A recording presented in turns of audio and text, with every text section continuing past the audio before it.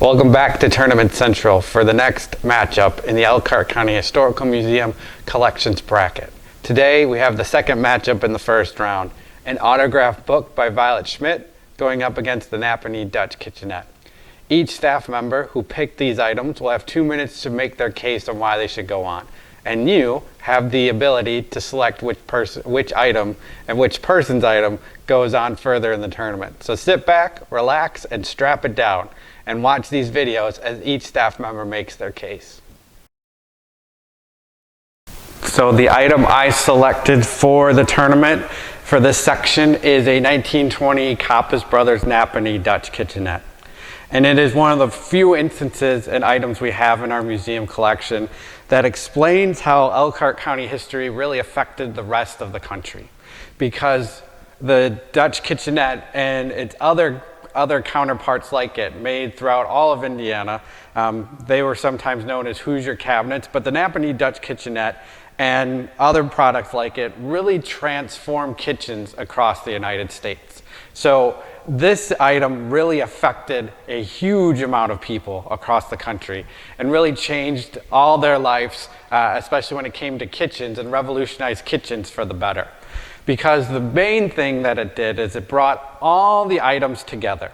Instead of having pots and pans in one section of the kitchen, instead of having supplies in another section of the kitchen, it really brought all the kitchen operations together. So it made work much more easier. So you had a bin that would be filled with flour and a sifter. So very quickly you could get sifted flour for all the baking and cooking things you needed. You had sections for canisters that you could store things if you were doing if you're putting things in jars, if you're jarring things over the seasons to keep it in your root cellar or even an ice box during this time during the 20s. They have storage for pots and pans. Down here you have more storage for plates and all those different types of things, cooking utensils as well. The other thing it did is it made cooking much more sanitary, much more clean. This porcelain countertop here could be pulled out, and this is where all the prep work could be done on. So it'd be cleaned much easier, and it was much more sanitary.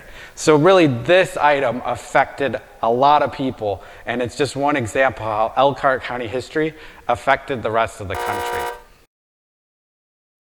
We have an item that will have the rest of the competition waving goodbye as it makes its way into the final bracket. All right, so donated in 1993 by Bette Burrell, who we know was a volunteer here at the museum at one point. The Little Girl Who Waved, the story of Curly Top, tells the story of Violet Schmidt, a little girl from Elkhart who lived near the train tracks and would wave at the New York Central's 20th Century Limited train every single time it went past her house. So Violet was born in Elkhart in 1927, and she was the 6th child of Irene and George Schmidt. She was born with 13 chestnut brown curls, and for pretty obvious reasons, her father gave her the nickname Curly Top. So this edition here is actually a reprint from 1992 of the original copy, which was printed in 1937. But what makes this particular book so special is that on October 4th, 1992, Violet Schmidt autographed it. We're talking about, this is the same hand that would wave to the train twice a day. Just think of that. She waved at that train twice a day, every single day, rain or shine. If that's not commitment, I don't know what is. So, as it turns out, Violet's dedication caught the eye of some pretty famous passengers.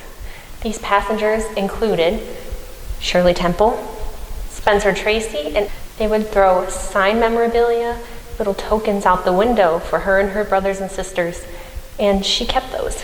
And then one day, somebody came knocking on the Schmidt family's door. And this book here tells that story. But if you want to hear the rest of that story, you're going to have to vote this book into the next bracket.